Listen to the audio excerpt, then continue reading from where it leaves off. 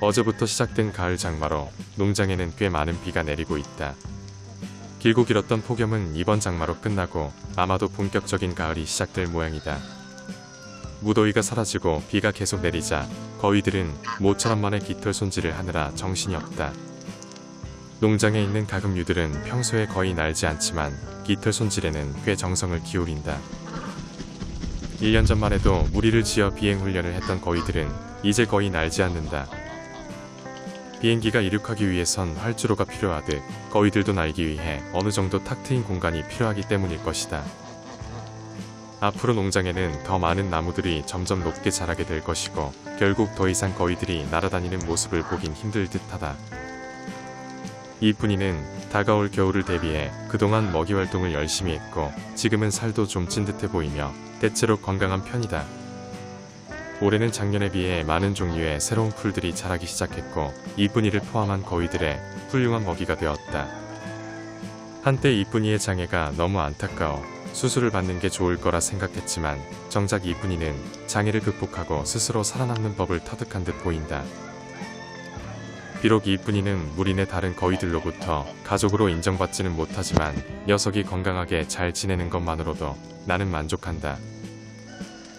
그런데 산란철이 되려면 아직 많이 남았음에도 불구하고 거위들은 현재 3개의 무리로 다시 분열 조짐을 보이고 있다.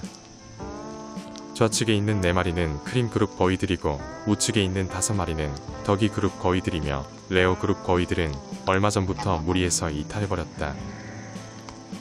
보통 거위들의 산란철이 1월부터 시작되지만 녀석들의 이런 행동을 고려해보건대 산란철이 많이 당겨질 수도 있을 거란 생각이 든다. 아마도 이런 현상은 여름 기간 동안 녀석들이 너무 잘 먹어서 영양 상태가 너무 좋기 때문이 아닐까 생각한다. 그리고 그렇게 된 원인은 수탉 4마리가 격리되어 그동안 유지되어 왔던 힘의 균형이 깨어졌기 때문이다.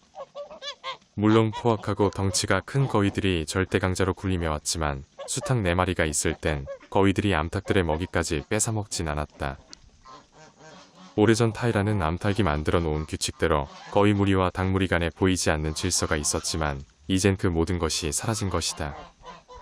비록 수탉들이 싸움을 못하더라도 그 존재로서의 의미가 있었지만 이제 암탉들은 거위들의 쉬운 괴롭힘의 대상이 될 뿐이다. 덕분에 아무리 많은 먹이를 주더라도 거위들이 모두 뺏어먹고 암탉들은 거위들의 눈치를 보느라 제대로 먹지를 못했다. 결국 암탉들을 보호하기 위해 먹이통을 닭장 안에 넣은 뒤 나무 팔레트로 그 입구를 막아버렸다. 팔레트의 틈은 닭과 오리만 통과할 수 있는 크기이며 상대적으로 덩치가 큰 거위들은 통과할 수가 없다.